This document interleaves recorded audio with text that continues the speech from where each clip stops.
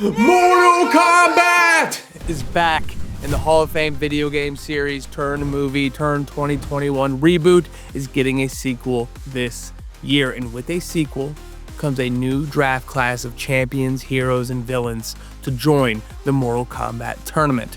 Now, this new draft class is full of icon after icon after icon, joining a roster already full of icon after Cole Young. Toasty! Whoever the hell that is. So, let's take a look at the new additions to Mortal Kombat 2, and then later in the video, we will look at one character that changes everything we know about the Mortal Kombat universe. The first Mortal Kombat movie was released in 2021 on HBO Max, when it was HBO Max the first time, before the Max days, before they went from HBO Max to Max back to HBO Max. And this movie was full of everybody you expect. Scorpion and Sub-Zero, of course. Liu Kang, Raiden, Sonya Blade, Jax, everybody that you would expect to be in a Mortal Kombat movie, except for one guy. Johnny Cage. Johnny effing Cage, one of, if not the, most iconic Mortal Kombat characters that isn't a part of this whole Song of Ice and Fire thing they got going on. Karl Urban is bringing Johnny Cage back to the big screen, and Urban is quietly becoming the Thanos of blockbuster franchises, collecting them like stones to a gauntlet. We got Lord of the Rings, we got The Boys, we got the MCU, we got Star Trek, and the list goes on and on and on, and now he is Johnny Cage. Everybody wins. It looks like Johnny Cage is going to be the main character of this movie, which makes me think it's going to have a more comedic, lighthearted tone, which I'm really vibing with, because if this is funny, if this is fun, along with all of the wacky, wild fight sequences that we're about to get, that's popcorn. That's a good time. That's what I want out of these movies. Shao Kahn. Next up is the biggest of bad Shao Kahn. If Sub-Zero is the Joker of this universe, then Shao Kahn is the Bane with a skull mask. Emperor of the Outworld, Shao Kahn brings conquerors to the forefront. In the games, Shao Kahn is always the big boss at the end of the line, the final gate between victory and defeat. He's looking to conquer all realms beyond just the tournament and look to take over everything in front of him. He also comes with a large cast of henchmen and sidekicks. It's going to make for a ton of epic fight battles, and also Shao Kahn being that presence right in the middle of the game is going to make him an epic figure in this movie.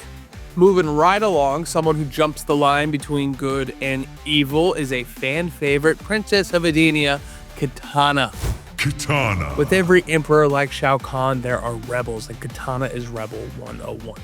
Her backstory, her family, her spin-off potential is very exciting for Mortal Kombat fans, but let's be honest, we all know what we're showing up for. It's the spinning handblade, one of the most epic weapons in the Mortal Kombat universe.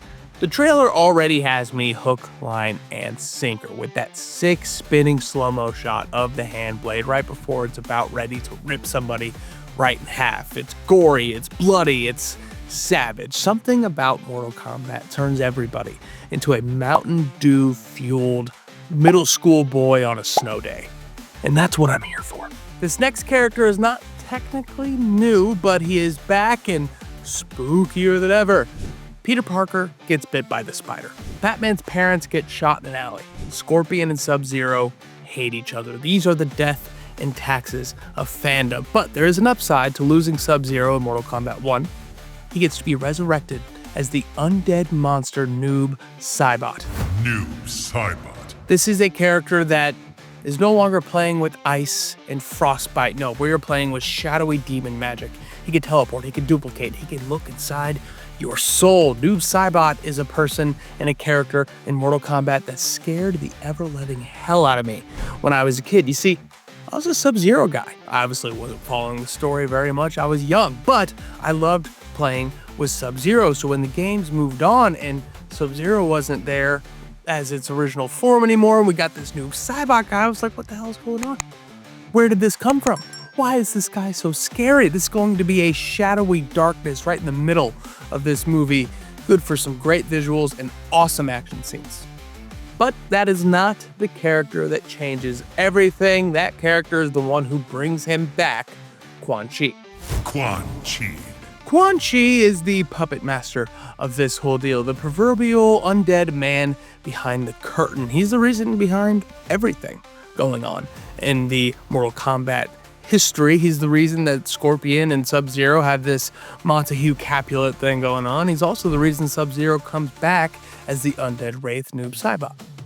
Quan Chi is your classic demon world necromagic kind of guy. He is the driver of resurrection in the Mortal Kombat universe, obviously from a very evil and satanic kind of way, but with Sub-Zero and Kano, already two characters that went down in the first one, coming back for the second one, it introduces this reimagining, this reincarnation, this brought back to life aspect of Mortal Kombat that opens up everything. It changes the trajectory of the franchise, because from here out, we can do more of those mystic magic stories that delve into a lot deeper, darker shit than maybe we get in a fun Mortal Kombat tournament kind of way.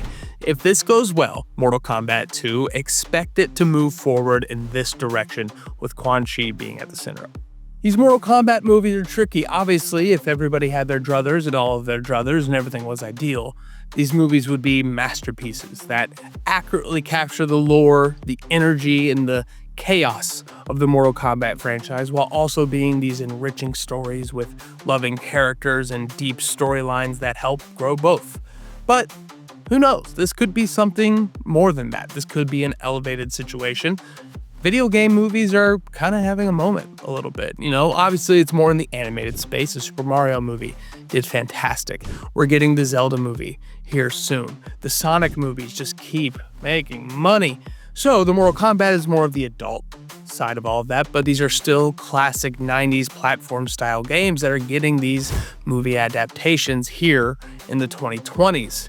It's something to look out for, because this is the type of IP that I think Hollywood is trying to mine, because it covers a lot of the bases. It's characters that people can get behind. It's action scenes that people can really get excited about. And it's all of these different franchises that people either grew up with or are showing their kids that we now get to watch in a different way, especially with Mortal Kombat, because there's so much lore, there's so much history, there's so many different ways that we could adapt this enriching tapestry of just stories and characters and dynamics that exist in Mortal Kombat. But again, at the end of the day, this might just be another great action flick for action flick's sake. So, is this sequel going to be good? I don't know. I'm not sure I much care, because all I'm looking for are those big moments, are those big kill scenes, and Scorpion saying, "Get over here." That's the kind of thing that'll get me out of my seat, that'll get me excited. And we're looking for those types of moments, those pops, those fandom, fan favorite, fanfare-centric times in these movies that really make Mortal Kombat feel like it's alive, feel like the first time you played those games.